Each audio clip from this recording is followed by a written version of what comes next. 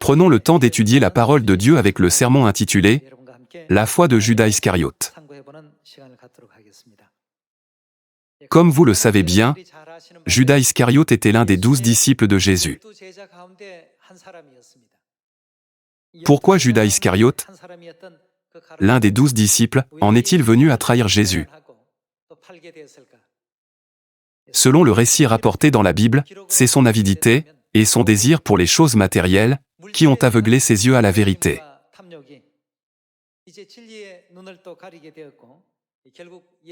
En fin de compte, Jésus a témoigné à son sujet en disant « Mieux vaudrait pour cet homme qu'il ne soit pas né ».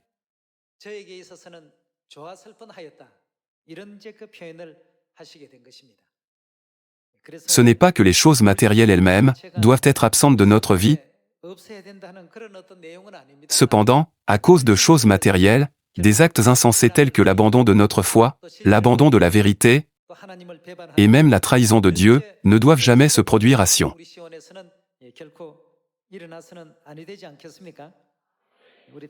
Regardons ensemble 1 Timothée chapitre 6, verset 7.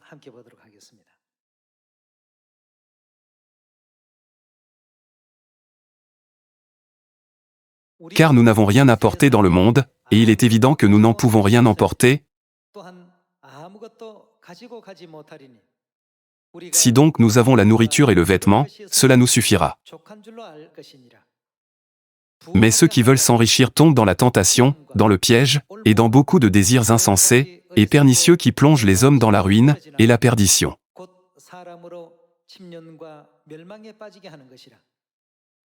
Car l'amour de l'argent est une racine de tous les maux, et quelques-uns, en étant possédés, se sont égarés loin de la foi. Qu'est-ce qui leur arrive? Il y a de nombreux facteurs qui peuvent nous conduire à nous éloigner de notre foi. À cause du désir des honneurs mondains, parfois à cause de la cupidité pour les choses matérielles, parfois à cause de problèmes impliquant le sexe opposé, et au-delà de cela, d'innombrables autres questions deviennent des obstacles et des pierres d'achoppement qui nous empêchent d'entrer dans le royaume des cieux. Nous pouvons dire que dans le cas de Judas Iscariote, c'était à cause de l'argent. Car l'amour de l'argent est une racine de tous les maux, et quelques-uns, en étant possédés, se sont égarés loin de la foi, et se sont jetés eux-mêmes dans bien des tourments. Alors, que devons-nous faire? Regardons le verset 11. Pour toi, homme de Dieu, fuis ces choses, et recherche la justice, la piété, la foi, l'amour, la patience, la douceur. Combat le bon combat de la foi, saisis la vie éternelle, à laquelle tu as été appelé, et pour laquelle tu as fait une belle confession en présence d'un grand nombre de témoins. C'est ce que la Bible déclare. Comment, en effet, pouvons-nous retourner dans le royaume éternel des cieux? Comment pouvons-nous nous tenir sans tache et irréprochables devant Dieu? Nos pensées ne devraient-elles pas être orientées dans cette direction? Partout où un gain matériel est offert, il peut certainement y avoir des cas où il est obtenu par des moyens légitimes. Pourtant, d'innombrables tentations gagnées par des voies injustes peuvent également se présenter à nous. À travers le sermon d'aujourd'hui intitulé « La foi de Judas Iscariote », considérons ceci. Bien que Judas fût l'un des 12 disciples de Jésus, qu'est-ce qui est toujours resté à ses côtés? Voyons l'Évangile selon Jean chapitre 12, verset 1.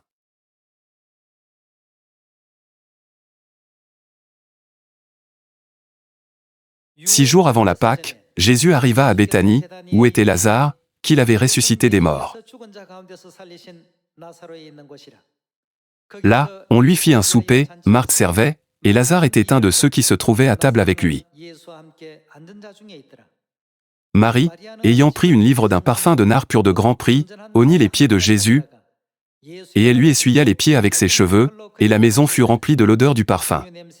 Un de ses disciples, Judas Iscariote, fils de Simon, celui qui devait le livrer, dit « Pourquoi n'a-t-on pas vendu ce parfum 300 deniers, pour les donner aux pauvres ?»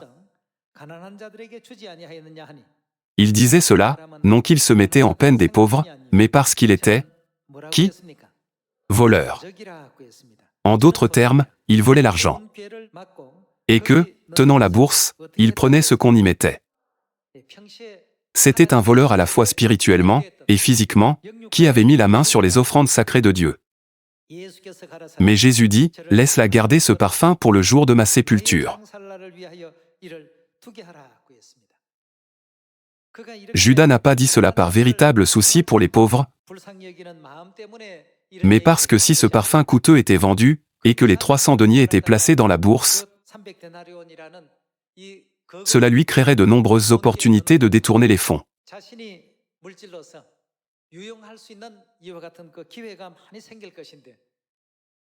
Puisque le parfum n'a pas été vendu, mais qu'il a été cassé et répandu pour Jésus, il n'a pas pu le tolérer. Aujourd'hui, alors que vous et moi considérons la position de Judas Iscariote, qui était responsable de la bourse, d'où la tentation surgit-elle toujours?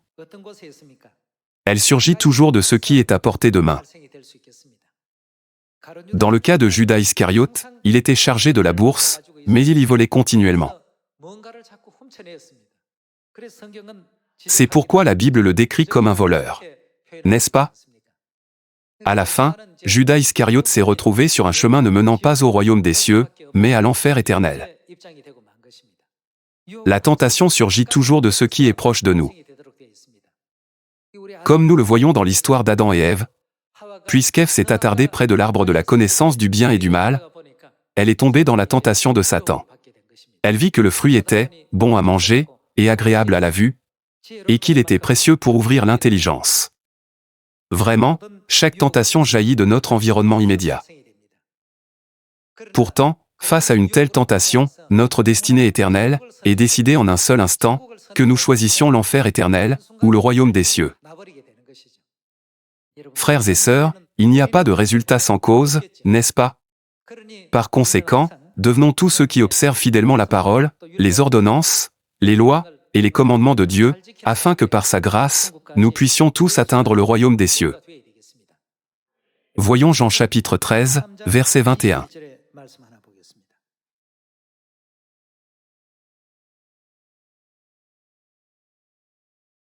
Ayant ainsi parlé, Jésus fut troublé en son esprit, et il dit expressément, « En vérité, je vous le dis, l'un de vous me livrera. » Les disciples se regardaient les uns les autres, ne sachant de qui il parlait. Un des disciples, celui que Jésus aimait, était couché sur le sein de Jésus. Simon-Pierre lui fit signe de demander, qui était celui dont parlait Jésus. Et ce disciple, s'étant penché sur la poitrine de Jésus, lui dit, « Seigneur, qui est-ce » Jésus répondit, « C'est celui à qui je donnerai le morceau trempé. » Et, ayant trempé le morceau, il le donna à Judas, fils de Simon, l'Iscariote. Dès que le morceau fut donné, Satan entra dans Judas. Jésus lui dit, « Ce que tu fais, fais-le promptement. » Mais aucun de ceux qui étaient à table ne comprit pourquoi il lui disait cela. De même, lorsqu'une personne convoite continuellement l'offrande sacrée de Dieu et y met une main mauvaise, le résultat final est que Satan entre dans son cœur. À travers la leçon de Judas Iscariote, nous devons réfléchir au rappel constant que nous devons être des gens qui gardent gracieusement notre espérance pour le royaume de Dieu par la justice, la piété et la vérité. Dans notre monde d'aujourd'hui, beaucoup de gens sont consumés par le désir de biens matériels. Beaucoup de gens en viennent à croire que l'argent est la clé principale qui peut résoudre tous les problèmes du monde. Bien que cela puisse être vrai à n'importe quelle époque, la Bible nous dit que dans les derniers jours, un tel état d'esprit deviendra particulièrement dominant.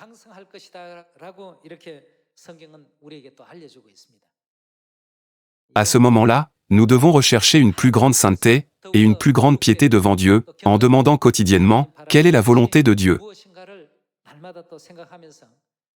Ne commettons pas la folie d'être aveuglés par les choses insignifiantes de cette terre, pour perdre seulement le royaume éternel des cieux. Si Judas Iscariote, qui était juste à côté de Jésus, avait gardé sa foi pure et droite jusqu'à la fin comme Pierre, Jean et Jacques, combien il aurait vécu avec Jésus dans le royaume des cieux aujourd'hui.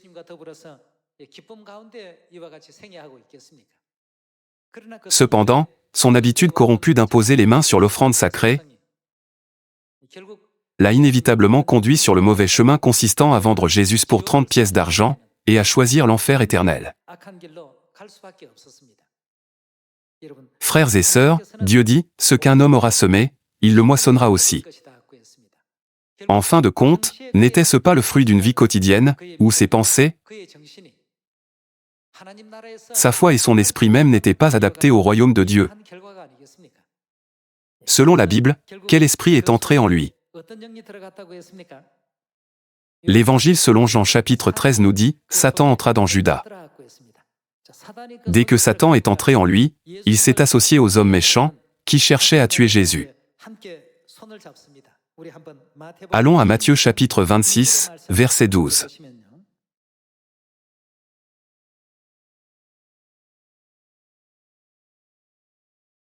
En répandant ce parfum sur mon corps, elle l'a fait pour ma sépulture. Je vous le dis en vérité, partout où cette bonne nouvelle sera prêchée, dans le monde entier, on racontera aussi en mémoire de cette femme ce qu'elle a fait. Alors l'un des 12, appelé Judas Iscariote, alla vers les principaux sacrificateurs et dit, « Que voulez-vous me donner, et je vous le livrerai » Et ils lui payèrent 30 pièces d'argent. Depuis ce moment, il cherchait une occasion favorable pour livrer Jésus. De cette manière, Judas Iscariote s'est joint à ceux qui avaient toujours entravé et calomnié l'évangile que Jésus a prêché pour crucifier Jésus.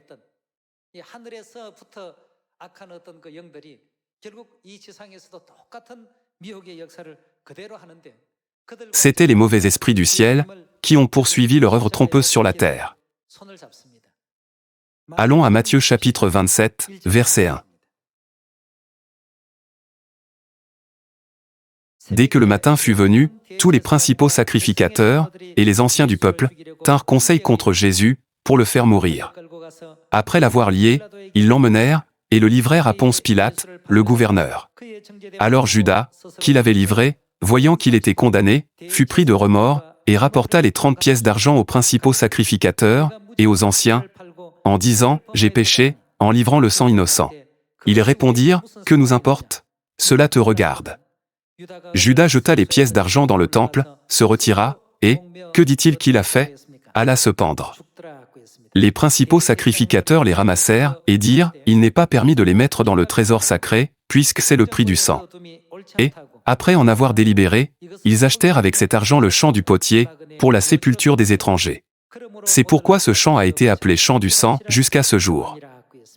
Dans tous ces événements, la volonté de Dieu était à l'œuvre pour accomplir la prophétie qui avait été écrite. Continuons avec le verset 8. C'est pourquoi ce champ a été appelé champ du sang jusqu'à ce jour. Alors s'accomplit ce qui avait été annoncé par Jérémie, le prophète, ils ont pris les 30 pièces d'argent, la valeur de celui qui a été estimé, qu'on a estimé de la part des enfants d'Israël, et ils les ont donnés pour le champ du potier, comme le Seigneur me l'avait ordonné.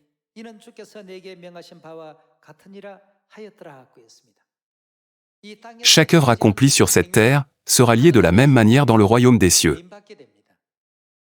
Pensez à ce que Marie a fait sur cette terre. Dans les termes d'aujourd'hui, c'était un parfum si précieux qu'il fallait donner plusieurs années de salaire d'un seul coup pour l'acheter. Pourtant, pour Jésus, elle ne l'a pas épargné.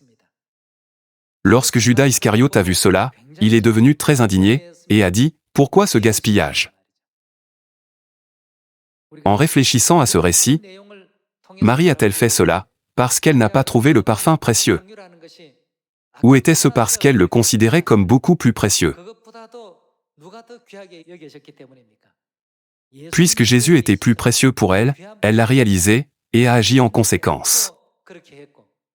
Cependant, Judas Iscariote, dans sa folie, a accordé plus de valeur au parfum qu'à Jésus. En conséquence, son cœur méchant a grandi et s'est envenimé jusqu'à ce que Satan entre en lui. Judas a trahi Jésus pour qu'il soit crucifié, mais qu'est-il advenu de lui? Il a connu une fin tragique, cependant sans jamais utiliser les 30 pièces d'argent qu'il avait reçues.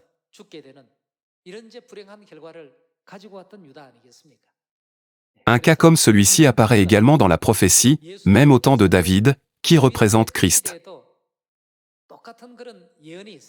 Examinons ensemble cette scène dans 2 Samuel chapitre 17. Lisons le verset 22 ensemble.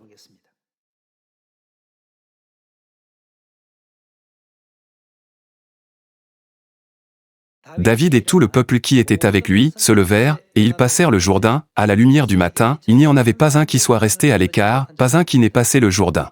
Achitophel, voyant que son conseil n'était pas suivi. Achitophel était le conseiller du roi David.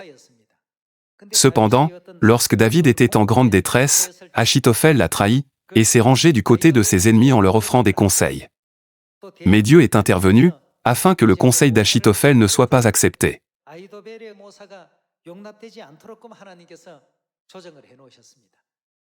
Ils ont été persuadés d'écouter un homme appelé Uscaï, plutôt qu'Achitophel. C'est là son âne est parti pour s'en aller chez lui dans sa ville. Il donna ses ordres à sa maison, et il s'étrangla. C'est ainsi qu'il mourut, et on l'enterra dans le sépulcre de son père. Achitophel était proche de David, tout comme Judas Iscariote était proche de Jésus. Achitophel s'est rangé du côté de l'adversaire de David, et a conçu un complot contre lui, mais lorsque son conseil a finalement été rejeté, il est retourné dans sa ville natale, et s'est étranglé. À travers cela, nous pouvons voir dans les prophéties de la Bible que David représente Jésus, et Achitophel représente Judas Iscariote.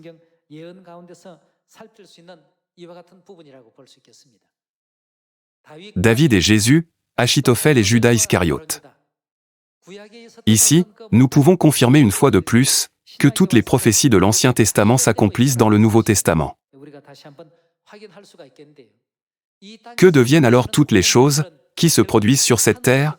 Elles s'accomplissent également dans le ciel. Puisque tout s'accomplit en conséquence, nous devons rapidement nous repentir et nous détourner de toute parole ou action dans notre vie de foi qui ne rendent pas gloire à Dieu, afin que nous puissions vivre selon sa volonté. À l'heure actuelle, nous ne comprenons peut-être pas tout. Cependant, le dernier jour où Dieu jugera tous les hommes selon leurs œuvres, il remettra tout en ordre. Par conséquent, nous, les enfants de Sion, ne devons jamais perdre notre cœur reconnaissant, et devons le suivre fidèlement jusqu'à la fin, peu importe où il nous conduit, n'est-ce pas? Veuillez regarder de près comment les gens ont servi Dieu, lorsqu'il est venu sur cette terre en chair,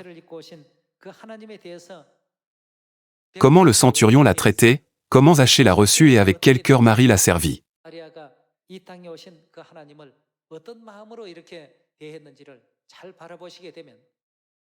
Vous verrez que ceux qui ont agi de cette manière sur la terre étaient destinés au royaume des cieux, car ce sont eux qui agiront de la même manière dans le ciel. En revanche, des gens comme Judas Iscariote agiraient de la même manière même au ciel, c'est pourquoi Dieu observe déjà toutes leurs œuvres ici sur cette terre. C'est le même principe que lorsque Dieu a examiné et préparé les Israélites à l'avance pendant leurs 40 ans dans le désert, pour les choses qu'ils auraient à faire une fois qu'ils seraient entrés dans le pays de Canaan. Par conséquent, à partir de ce jour, avec un cœur nouveau et un esprit nouveau, décidons tous de marcher par le Saint-Esprit et de vivre selon la volonté du Saint-Esprit. Maintenant, bien que nous soyons bien conscients que David représente Jésus, ouvrons également Jérémie chapitre 30, verset 9.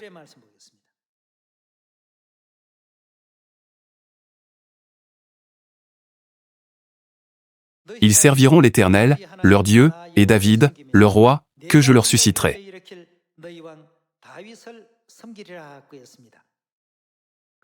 Alors, qui désigne finalement ce David prophétique dans le Nouveau Testament? Nous avons tous appris que David représente Jésus. Alors, comme Achitophel était à côté de David, qui était à côté de Jésus?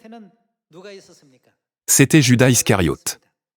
Voyons Jean chapitre 13, verset 7.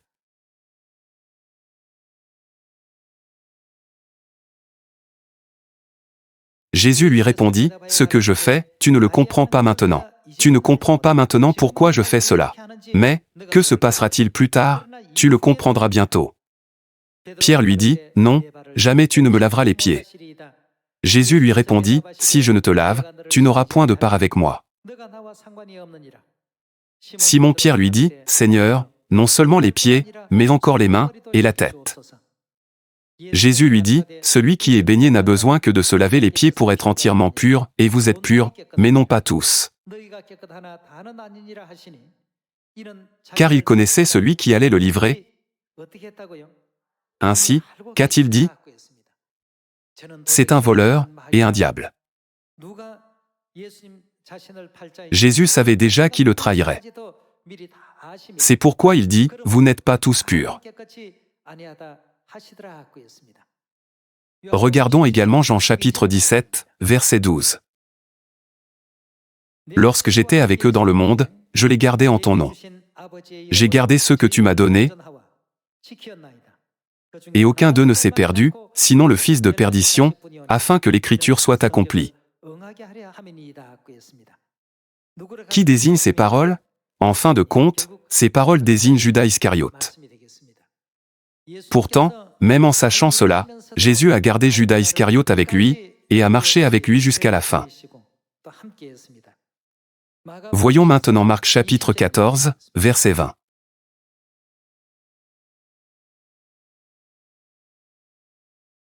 Il leur répondit, « C'est l'un des 12, qui met avec moi la main dans le plat. Le Fils de l'homme s'en va selon ce qui est écrit de lui. Mais malheur à l'homme par qui le Fils de l'homme est livré. Mieux vaudrait pour cet homme, qu'est-ce qui vaudrait mieux pour lui?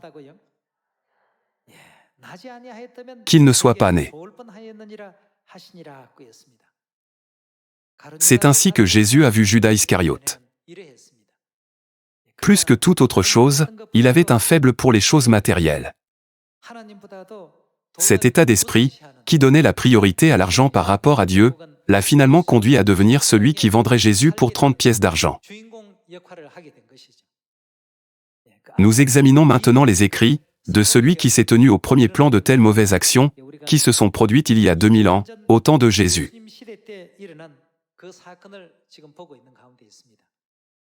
Si cela ne tenait qu'à vous, quel genre de personne admettiez-vous dans le royaume des cieux, et qui empêcheriez-vous d'y entrer?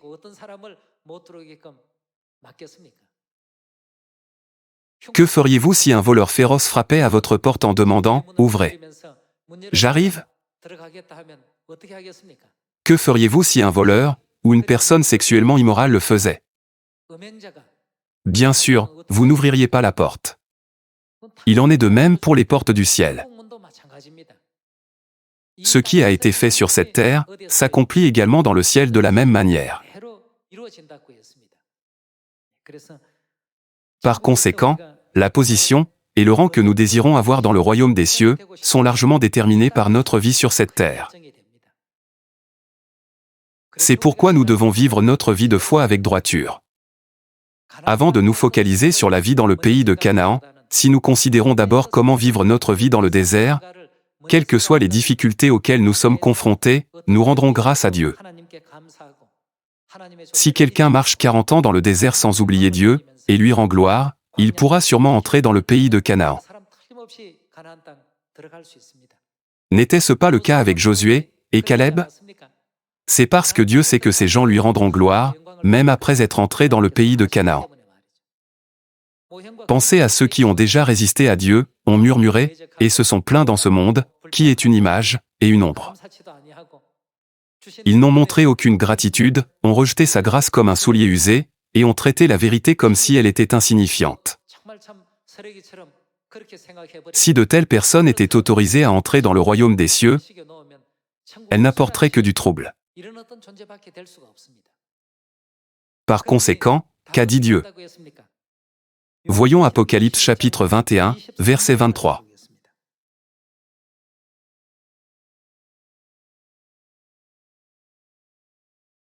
La ville n'a besoin ni du soleil, ni de la lune pour l'éclairer, car la gloire de Dieu l'éclaire, et l'agneau est son flambeau. Les nations marcheront à sa lumière, et les rois de la terre y apporteront leur gloire. Ces portes ne se fermeront point le jour, car là il n'y aura point de nuit. On y apportera la gloire et l'honneur des nations. Il n'entrera chez elles rien de souillé, ni personne qui se livre à l'abomination, et au mensonge, il n'entrera que ceux qui sont écrits dans le livre de vie de l'agneau. Le royaume des cieux est pour ce genre de personnes. C'est précisément pourquoi Dieu réprimande d'autres personnes dans sa parole, en disant « Retirez-vous de moi, vous qui commettez l'iniquité ». La raison pour laquelle il les rejette est que s'ils devaient entrer au ciel, ils désobéiraient inévitablement au commandement de Dieu, commettraient l'iniquité, et détruiraient ses décrets, lois et statuts. Le royaume des cieux ne doit plus jamais devenir un tel endroit. Par conséquent, le royaume des cieux ne sera pas un endroit où de telles personnes pourront entrer. C'est pour ceux dont le nom est écrit dans le livre de vie de l'agneau, ceux qui savent suivre l'agneau avec un cœur joyeux et reconnaissant partout où il conduit, ceux qui chérissent gracieusement les commandements de Dieu et leur foi en Dieu, et ceux qui restent avec lui jusqu'à la fin. C'est parce que le caractère qu'ils ont forgé sur cette terre continuera avec eux dans le ciel.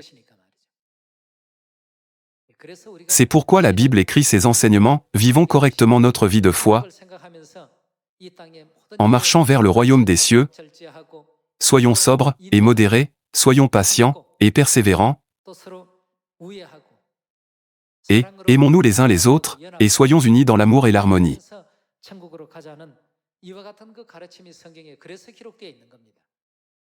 La Bible déclare que ceux qui peuvent entrer dans le royaume des cieux ne sont pas des fauteurs de troubles, mais des artisans de paix. Nous devons tous apprendre à devenir ceux qui peuvent faire la paix. Nous ne devons jamais devenir des fauteurs de troubles comme Judas Iscariote, en apportant l'angoisse et la douleur dans le cœur de Jésus et en le faisant finalement crucifier.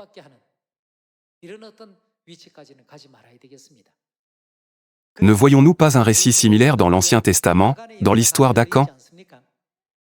Cet incident s'est produit juste après la conquête de Jéricho, la toute première ville à l'entrée du pays de Canaan. Peut-être que personne n'est complètement libéré du désir des choses ou des richesses matérielles. Cependant, un problème comme celui de Judas Iscariote survient lorsque ce désir l'emporte sur la valeur du ciel dans notre cœur. Puisque Judas Iscariote valorisait les gains du monde plus que Dieu, il n'a même pas hésité à participer à la crucifixion de Dieu, n'est-ce pas? En gardant cela à l'esprit, courons diligemment vers le royaume des cieux. Par cela, j'aimerais conclure ce sermon. Merci beaucoup.